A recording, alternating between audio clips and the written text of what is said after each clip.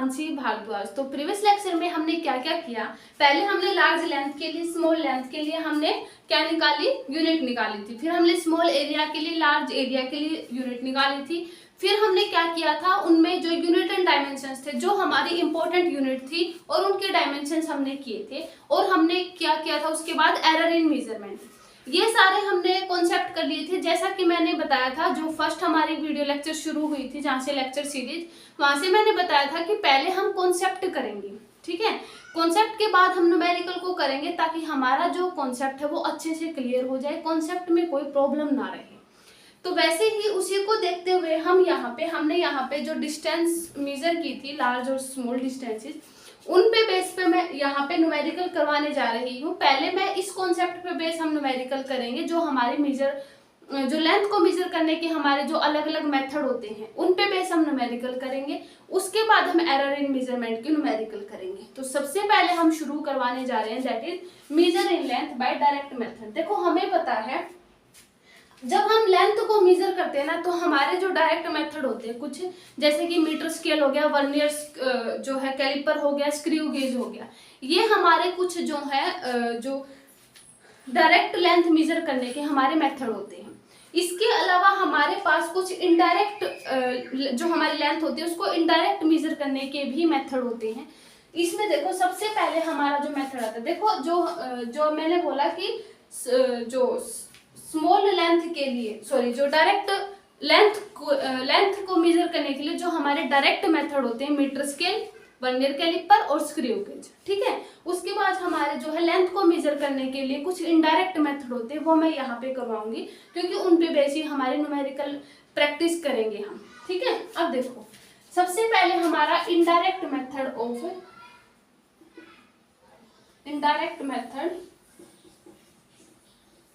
Of measurement of length,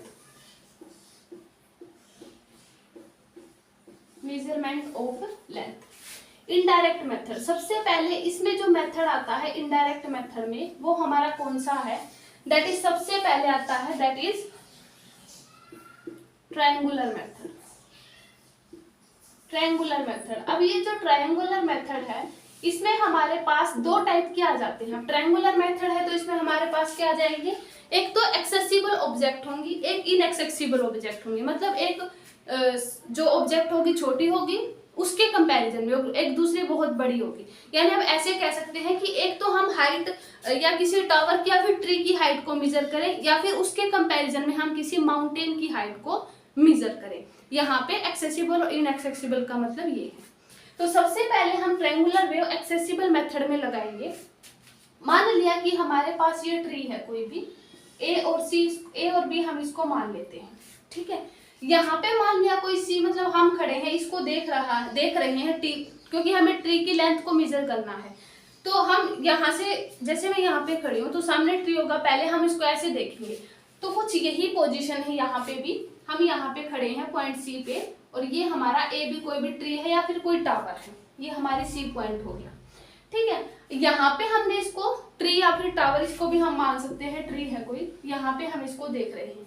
तो यहाँ पे इसको हम मान लेते हैं कि ये हमारी x डिस्टेंस है, और ये हम मान लेते हैं हमारी h हाइट है, ठीक है। उसके बाद हमें निकालना क्या है, अब देखो हमें पता है अगर हम टेंजेंट थीटा निकालेंगे, तब हमारे पास टेंजेंट थीटा क्या होता है, h/x, है ना, यही होता है ना। Tangent theta is the perpendicular by base, है ना। तो परपेंडिकुलर हमारा h हो गया, बेस हमारा x हो गया। तो perpendicular by base, that is हमारी h हाइट जो हो जाएगी, लेंथ हाइट जो कितनी हो जाएगी, that is x tangent theta. Clear हुआ। तो ये हमारा कब h हाइट मेजर करने का कब था, जब हमारी ऑब्जेक्ट क्या हो, एक्सेसिबल, जिसको हम मेजर तो कर सकते हैं, लेकिन माउंटेन जो इनएक्सेसिबल के कंपैरिजन में जो स्मॉल होती है, जैसा कि मैंने एग्जांपल बताया, कोई ट्री है। दूसरा, इसके कंपैरिजन में हम जो है ट्रायंगुलर मेथड इनएक्सेसिबल ऑब्जेक्ट के लिए देखेंगे, तो उसमें हम माउंटेन को लेंगे। क्लियर। तो हम माउंटेन का एग्जांपल लेकर दिखाते हैं। देखो सेकंड जो एग्जांपल हम लेते हैं, वो हम लेते हैं माउंटेन का। मान लीजिए हमारा माउंटेन है कोई भी, इसको हम ए बी नाम दे देते हैं, ठीक है। अब देखो पहले हम क्या करेंगे, मान लिया इस माउंटेन को पहले हम यहाँ से मेजर कर रहे हैं, ठीक है। पहले हमने इसको यहाँ पे पॉइंट सी से मेजर किया। अब क्योंकि ये माउंटेन है तो हमें इसको अच्छे से मेजर करने के लिए एंगल को चेंज भी करना पड़ सकता है, क्योंकि एक बार में क्या पता एंगल सही ना लेने के कारण उसकी लेंथ इक्वल ना भी आए, मतलब जो हमारी एग्जैक्ट लेंथ है वो ना भी आए, इक्वल नहीं, जो एग्जैक्ट लेंथ है वो ना भी आए। तो देखो यहाँ से ये हमारा एंगल हम मान लेते हैं थीटा, ठीक है, ये हमारी हाइट h है, ये हमारा x डिस्टेंस है, सेम वैसे ही। उसके बाद देखो यहाँ से पहले हम ट्राइंगल ABC, ये वाला C पॉइंट है, पहले हमने लिया θ1, मतलब C पॉइंट से इसको मेजर किया पीक पॉइंट A को। उसके बाद हमने क्या किया, इस C को थोड़ा मूव कर दिया, यानी हम इसको लिया यहाँ पे, मतलब हम माउंटेन को पहले हम ऐसे कंसिडर कर सकते हैं, पहले हम माउंटेन को यहाँ से देख रहे हैं, उसके बाद हमने क्या किया, माउंटेन को थोड़ा सा आगे जाकर देखा, यही पे है, इसको थोड़ा सा मूव किया है, ठीक है। फिर हमने यहाँ से इसको देखा कुछ इस तरीके से, ये वाला एंगल हो गया हमारा θ2। इसको हम कुछ भी मान सकते हैं, इसको x और इसको हम मानेंगे d, ठीक है। तो ये हमारी x डिस्टेंस हो गई और ये हमारी d, क्योंकि हमने इसको कुछ d डिस्टेंस पे मूव किया है, क्योंकि x और d हम करेंगे तो अच्छे से मेजर हो जाएगा। उसके बाद देखो हम पहले इसको हम d पॉइंट मान लेते हैं, पहले हम लेंगे ट्राइंगल ABC, पहले हम ट्राइंगल ABC में लिया हमने, तो इसमें हम निकालेंगे cot θ1। अभी देखते हैं cot θ1, क्योंकि हमें तो फॉर्मूले चाहिए ना, क्योंकि इन्हीं पे बेस हमें न्यूमेरिकल करने हैं। अब फॉर्मूले निकालने के लिए तो हमें ये फॉर्मूले निकालने ही होंगे, क्योंकि cot θ हमें लेना ही होगा, क्योंकि फॉर्मूले में है ये। cot θ1 हमें पता है हमारा क्या होता है, inverse of tangent theta. Inverse of tangent theta यानी उसमें हमारे पास h/x आया था, इसमें हमारे पास क्या आ जाएगा, x/h आ जाएगा, यानी हमारे पास x is equal to cot θ1 हमारे पास ये आ जाएगा x/h। उसके बाद हमारा आ जाएगा cot θ2। cot θ2 में सेम वही हमारे पास cot थीटा ये वाली लेंगे, तो कितना आ जाएगा, d प्लस का x/h, है ना, ये आ जाएगा। अब हम क्या करते हैं, इनको सब्ट्रैक्ट कर देते हैं दोनों को। जब दोनों को हम सब्ट्रैक्ट करेंगे cot θ1 minus cot θ2 is equal to कितना आ जाएगा, देखो x/h माइनस का d प्लस का x/h। हम क्या कर देते हैं, यहाँ पे h को कॉमन ले देते हैं, तो यहाँ पे x is equal h/x minus, जब हम इसको सॉल्व करेंगे, ठीक है, तो माइनस के कारण अब ये वाला हम यहाँ पे कैंसिल कर देते, तो हमारे पास माइनस का d/h आएगा। लेकिन यहाँ पे हमारे पास क्या करेंगे, इस माइनस को हटाने के लिए हम ऐसा कर देते हैं, cot θ2 माइनस का cot θ1 कर देते हैं, क्योंकि यहाँ पे माइनस था, इसको रिमूव करने के लिए हमारे पास हम इसको ऐसे लिख देते हैं, तो ये हमारा हो गया d/h। अब हमें निकालना क्या था, क्योंकि हमें h निकालनी है, ये वाली डिस्टेंस निकालनी है, कितनी है, माउंटेन हो या ट्री हो, तो उस ये जो h हाइट हो जाएगी हमारी कितनी हो जाएगी, दैट इज d/cot θ2 माइनस का cot θ1, ये वाली हमारी डिस्टेंस हो जाएगी, ठीक है। इस वाले डिस्टेंस को हम मेजर करेंगे जब हमें कोई भी इनएक्सेसिबल ऑब्जेक्ट निकालनी होगी। बेसिकली हम कर क्या रहे हैं, measurement of large distances. Large distances को मेजर करने के लिए पहले हमने ट्रायंगुलर मेथड में देखा, पहले एक्सेसिबल ऑब्जेक्ट देखा जो कि ट्री हमने लिया था, ट्री या फिर कोई टॉवर ले सकते हैं। उसके बाद हमारा ट्रायंगुलर मेथड जो है इनएक्सेसिबल ऑब्जेक्ट के लिए था। इनएक्सेसिबल ऑब्जेक्ट में मैंने यहाँ पे माउंटेन लिया है, माउंटेन को पहले हमने मान लिया यहाँ से देखा, उसके बाद हमने थोड़ा सा मूव करके आगे से देखा, तो ये दोनों कंडीशन ली गई है। यहाँ पे मैंने क्या किया है, cot θ1 निकाला, cot θ2 निकाला, यहाँ पे इन दोनों को सब्ट्रैक्ट कर दिया, बिकॉज ये नेगेटिव वैल्यू आ रही थी, इस नेगेटिव वैल्यू को शिफ्ट करने के लिए मैंने यहाँ पे इनको चेंज कर दिया, ये आ गया। हमें h ही चाहिए था, हाइट जो है माउंटेन की, वो हमारी आ गई d/cot θ2 माइनस का cot θ, ठीक है, क्योंकि इस पे बेस हमारे न्यूमेरिकल बन जाते हैं, इसलिए ये हमारा करना जरूरी था। उसके बाद हमारा आता है पैरेलैक्स मेथड। उसके बाद देखो हमारा जो सेकंड मेथड आता है दैट इज पैरेलैक्स मेथड। अब ये जो पैरेलैक्स मेथड है ये क्या होता है, देखो ये बेसिकली हमारी एक शिफ्ट होती है ऑब्जेक्ट को देखने की। इसका मतलब ये होता है कि मान लिया कि मैं किसी चीज की शिफ्ट मतलब किसी चीज के मतलब इस पॉइंट को मतलब देखना चाह रही हूँ। पहले मैंने क्या किया, यहाँ पे पहले हम इस आइज को क्लोज करेंगे, पहले हम इससे देखेंगे, ठीक है, यहाँ से हमें कुछ अलग डिस्टेंस दिखाई देगी, उसके बाद हमें इसको क्लोज कर देना है। फिर हम इस साइड से देखेंगे, यहाँ से हमें कुछ अलग डिस्टेंस देखें, यानी इसका जो सिनेरियो है वो कुछ इस टाइप का बनेगा कि मतलब मान लिया कि हमने यहाँ पे कोई पॉइंट ले लिया और ये हमारी दो पोजीशन होगी, क्योंकि मैंने क्या किया था, एक आइज को क्लोज करके हमने यहाँ से एक इसकी टॉप को देखा था, फिर दूसरी आइज को क्लोज करके एक को ओपन रख करके फिर दूसरी आइज से हमने देखा था इसके टॉप को। मतलब हमने दो यहाँ पे डिस्टेंसेस ली थी, एक ये वाली और एक ये वाली, ठीक है। इसको हम मान लेते हैं अलग अलग एंगल पे हमें ये कुछ दिखाई दी, ये हमारा φ1 हो गया, ये हमारा φ2 हो गया, ठीक है। ये हमने मान लिया कि हमारी कोई डिस्टेंस है, दैट इज एस आर मान लेते हैं इसको, ये हमारा एस हो गया, इसको हम सॉरी बी मान लेते हैं, बी, ठीक है। अब देखो ये हमारा हो गया। अब यहाँ पे क्या सिनेरियो बनेगा हमारा, क्योंकि हमने देखा कि ये कोई ऑब्जेक्ट थी, इसको हमने अलग अलग जो है डिस्टेंसेस से देखा। यहाँ पे जब हमने देखा तो हमारे पास सेम वही जो ट्रायंगल, मतलब हम मान लेते हैं ये ट्रायंगल ए बी और ओ है, triangle A B O, in triangle में हम देखेंगे कि हमारे पास जब हम इस ऑब्जेक्ट को देखना चाह रहे हैं तो हमारे पास जो बेसिकली एंगल जो बनेगा वो क्या बनेगा, यहाँ पे हमारा जो थीटा आ जाएगा वो क्या आ जाएगा, that is b by S, क्योंकि b हमारी ये वाली डिस्टेंस है और s हमारी ये वाली है, तो b बाई एस आ जाएगा। जब हम यहाँ से s को देखेंगे तो हमारे पास, क्योंकि हमें निकालना क्या है, जिस डिस्टेंस के साथ हमने अलग अलग डिस्टेंस के साथ ऑब्जेक्ट को देखा था उसी को हमने निकालना है, तो यहाँ पे s हमारा किसके इक्वल आ जाएगा, that is b by theta, ठीक है। इसको हमें निकालना था, तो ये हमारा फॉर्मूला आ गया, दैट इज पैरेलैक्स मेथड का। उसके बाद हम निकालते हैं थर्ड हमारा जो मेथड है, दैट इज इंटेंसिटी मेथड, तो इसको मैं रिमूव कर देती हूँ। देखो जो हमारा थर्ड मेथड है ये हमारा इंटेंसिटी मेथड, ये किस पे बेस है, that is inverse square law पे, मतलब हमारे पास जो इंटेंसिटी होगी वो इनवर्सली प्रोपोर्शनल होगी स्क्वायर ऑफ रेडियस के, मतलब I1 is directly proportional to 1/r1 का स्क्वायर। उसके बाद जो I2 होगी इंटेंसिटी वो डायरेक्टली इनवर्सली प्रोपोर्शनल किसके होगी, दैट इज R2 का स्क्वायर।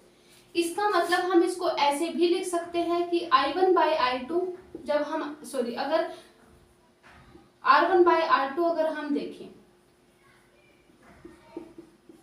पहले I1 बाई I2 हम निकाल लेते हैं, यहाँ पे कितना आ जाएगा 1/r1 का स्क्वायर और ये आ जाएगा ऊपर R2 का स्क्वायर, क्योंकि इनवर्सली प्रोपोर्शनल रिलेशन है। अब हमें अगर R1 को निकालना हो, एलिमिनेट करना हो, तो हम कैसे करेंगे, दैट इज R1 का स्क्वायर इज इक्वल किसके इक्वल बन जाएगा, दैट इज I2 बाय नीचे आ जाएगा I1 और ये हो जाएगा R2 का स्क्वायर, क्योंकि ये ऊपर गया है, ये इधर गया और ये नीचे आया है, ठीक है। ये आ जाएगा R2 का स्क्वायर और हमें निकालना है सिंपल R1, तो यहाँ पे क्या आ जाएगा, ये R2 रह जाएगा और इसकी पावर हो जाएगी हमारे पास 1/2 और ये simple R1 is equal to I2 by I1 1/2 और ये आ जाएगा इंटू R2, तो ये हमारा हो गया R1। बेसिकली हमारा जो मेन यही था कि हमारा जो इंटेंसिटी मेथड है वो इनवर्स स्क्वायर लॉ पे डिपेंड है, मतलब करता है इस पे। तो I1 बाई I1 हमारा क्या होगा, R1 का स्क्वायर का इनवर्सली प्रोपोर्शनल होगा, I2 हमारा क्या होगा, R2 के स्क्वायर के इनवर्सली प्रोपोर्शनल रिलेशन में होगा, ठीक है। ये हमारा था third method, that is intensity method. उसके बाद हम देखते हैं फोर्थ मेथड। उसके बाद हमारा जो फोर्थ मेथड आता है, दैट इज कोपरनिकस मेथड। अब कोपरनिकस मेथड हमारा क्या होता है, देखो इसमें हमारे पास क्या होगा, कोपरनिकस सर ने हमें बताया था, पता है कि मतलब मान लिया कि ये हमारा कोई, ठीक है एक मिनट रुको, ये हम मान लेते हैं कोई सन है, ठीक है। सन पे हमारे यहाँ पे हमारे प्लेनेट होते हैं और ये हमारी अर्थ होती है यहाँ पे, ठीक है। ये था हमारा जो है कोपरनिकस सर का पूरा फिनोमेना। अब यहाँ पे जो सन है ये प्लेनेट है और ये अर्थ है, हम मान लेते हैं कि अर्थ से ये वाली s मतलब अर्थ की सन से डिस्टेंस, फिर अर्थ की प्लेनेट से डिस्टेंस हम मान लेते हैं इसकी कितनी हो जाएगी, दैट इज r, ये हो जाएगा ना p और s लिखेंगे, ध्यान रहे क्योंकि प्लेनेट और सन का डिस्टेंस मेजर कर रहे हैं। उसके बाद अर्थ और प्लेनेट हो जाएगा, अर्थ और प्लेनेट मतलब r p और e की, ठीक है, ये हमारा पूरा कोपर्निकस सर का फिनोमेना था। इसमें देखो, इसमें हमारे पास क्या होगा, अब ये जो डिस्टेंस है, अब इसमें हमें मेनली जो मेन फॉर्मूला जो है इसका, हमें उसमें साइन निकालना है। अब ये वाला एंगल इन्होंने मान लिया एप्सिलॉन माना, कोई भी मान सकते, थीटा भी मान सकते हैं, कोई प्रॉब्लम नहीं है। ये वाला एंगल हमने एप्सिलॉन माना। अब एप्सिलॉन एंगल माना है तो हम इसमें मेनली बेसिक फॉर्मूला हमें साइन एप्सिलॉन निकालना है। अब साइन हमें पता है हमारा क्या होता है, that is perpendicular by hypotenuse. Perpendicular हमारा क्या है, that is R P S, और हाइपोटेन्यूज हमारा क्या है, ये वाला, क्योंकि लार्ज डिस्टेंसेस तो यही है। तो परपेंडिकुलर बाय हाइपोटेन्यूज हमारा क्या है, that is R E S. ये हमारा है क्या, that is sine of epsilon. ठीक है, मेरे लिए हमें यही निकालना था, जो है कोपर्निकस मेथड। ये हमारा, देखो मैं यहाँ पे लिख देती हूँ, मैंने लिखा नहीं है, fourth, that is Copernicus method. Copernicus method है ये। ठीक है, इन पे जब हम न्यूमेरिकल करेंगे ना तो आपको पता चल जाएगा कि न्यूमेरिकल कैसे आते हैं इन पे। बेसिकली मैं अभी सिर्फ फॉर्मूला बता रही हूँ और थ्योरी बता रही हूँ सिर्फ। अभी न्यूमेरिकल हम करेंगे। अगर वीडियो थोड़ा सा लंबा हो भी जाता है तो मैंने बोला था थोड़ा सा पेशेंस रखिए, क्योंकि न्यूमेरिकल के बिना फिजिक्स में कुछ भी नहीं है। रट्टाफिकेशन से फिजिक्स सोल्व नहीं होती, इसलिए हमें ये करना पड़ेगा। बेसिकली फॉर्मूले याद करने से कुछ नहीं होगा, तो इसलिए यहाँ पे हम फॉर्मूले के बाद जो है न्यूमेरिकल करेंगे इन पे, ताकि अच्छे से क्लियर हो जाए। ठीक है, तो हमारा आरपीएस जो है बाय आरईएस हमारा साइन ऑफ एल्फा के इक्वल आ गया। ये हमारा कोपर्निकस मेथड था। उसके बाद हमारे पास कौन सा मेथड आता है, फिफ्थ हमारा मेथड आता है। उसके बाद हमारा जो मेथड आता है ना, वो क्या होता है, डिस्टेंस ऑफ इको टाइम। मतलब कोई भी, मतलब हम मान लिया कहीं हिल पे हैं, ठीक है, या फिर हमने कोई गन को फायर किया है, तो हम उसकी स्पीड को, जो हमारी बुलेट गई है उसकी स्पीड को, या फिर हमने किसी हिल में जाकर के आवाज लगाई है, उसकी इको को मेजर करने का जो मेथड है उसको मैं बता रही हूँ। तो यहाँ पे मान लिया कि हमने कहीं हील पे जाकर के आवाज दी, और उस हील की जो डिस्टेंस है हम मान लेते हैं एस है। ठीक है, और हमें पता है इसका, उस इको का हमें क्या है, उस टाइम मेजर करना है कि कितने टाइम के बाद वो इको हमें सुनाई देती। इको बेसिकली आपको पता होगा क्या होता है, जब हम किसी बंद कमरे में बोलते हैं या कहीं दूर पहाड़ों में बोलते हैं तो हमें अपनी आवाज वापस सुनाई देती है, वो हमारी इको होती है। तो उसी इको का टाइम इंटरवल मेजर करने के लिए जो ये मेथड फॉर्मूला है वो मैं बता रही हूँ। मतलब मान लिया कि जो हमारी हील है उसकी जो डिस्टेंस है एस है। पहले मतलब मान लिया जब हमने बोला, ठीक है, जब हमने बोला तो उस हील तक जो डिस्टेंस गई वो पहले तो एस हुई।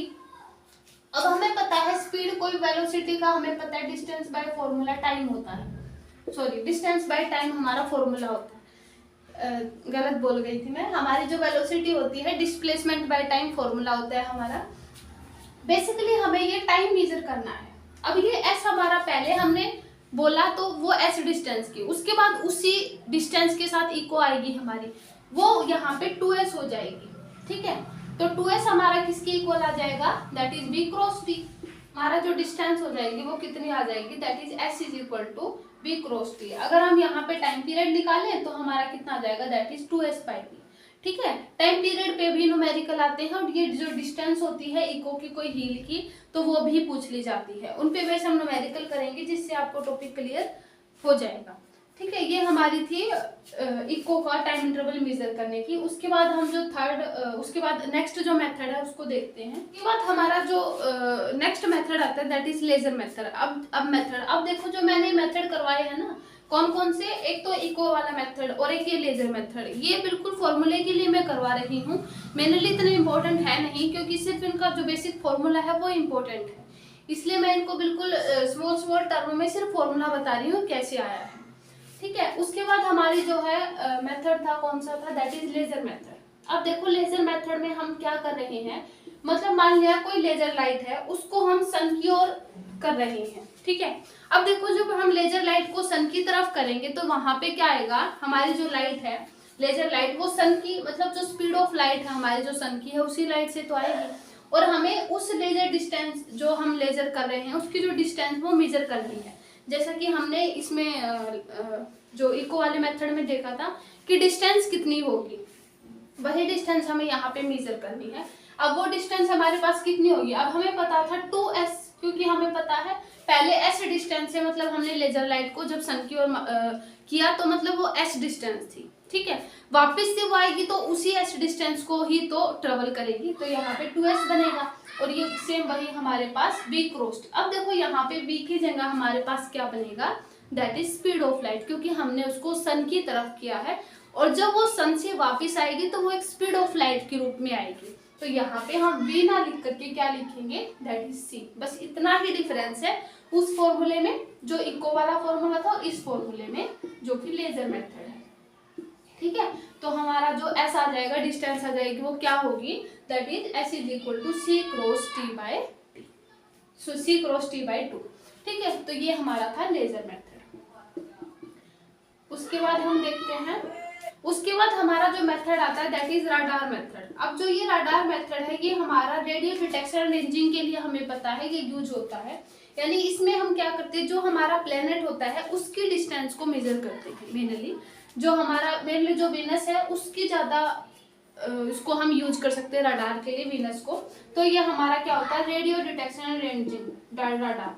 इसकी भी जो प्लेनेट है उसकी डिस्टेंस को मेजर करने के लिए इसमें भी वही फॉर्मूला होगा, s is equal to c cross t by 2। अब इसमें भी c क्यों आया, क्योंकि यहाँ पे हमारा ऊपर का जो ऊपर वाला जो है उसको हम यूज कर रहे हैं, है ना, क्योंकि हमारा रडार में हम क्या करते हैं, ऊपर की ओर ही तो है होते हैं हमारे सारे प्लेनेट, तो वहां पे स्पीड ऑफ लाइट जो है v ना लेकर के हम क्या लेंगे, c को लेंगे, ठीक है। तो यहाँ पे हमारा v की जगह क्या आ जाएगा, c। तो ये हमारा फॉर्मूला होगा किसका, रडार मेथड में, ठीक है। उसके बाद हमारा आता है, अब ये जो सोनार मेथड है ये हमारा क्या होता है, sound navigation and ranging method. Sonar method that is sound navigation and ranging method. अब इसमें साउंड नेविगेशन है, मतलब हमारी जो समुद्र में जो सबमराइन जो सबमर्ज्ड रॉक है, मतलब कोई भी पत्थर है डूबे हुए हैं, या फिर जो हमारी इको है पानी के अंदर जो हमें लेट सुनाई देती है ना, टाइम टी से वो जो डिले होती है उसको मेजर करने के लिए जो डिस्टेंस है उसका फॉर्मूला क्या होगा, तो उसका क्या होगा, that is s is equal to b cross t by 2, क्योंकि यहाँ पे हमारी कोई स्पीड ऑफ लाइट नहीं है कि हम v की जगह पे c को लें, ठीक है। तो यहाँ पे हमारी जो डिस्टेंस हो जाएगी वो कितनी हो जाएगी, that is s is equal to v cross t, ठीक है। तो यहाँ पे हमारे पास जितने भी लार्ज डिस्टेंसेस के लिए, लार्ज लेंथ के लिए, स्मॉल लेंथ के लिए जितने भी हमारे मेथड थे, जिन पे भी बेस हमारे क्वेश्चन बन सकते हैं, वो मैंने यहाँ पे करवाए हैं।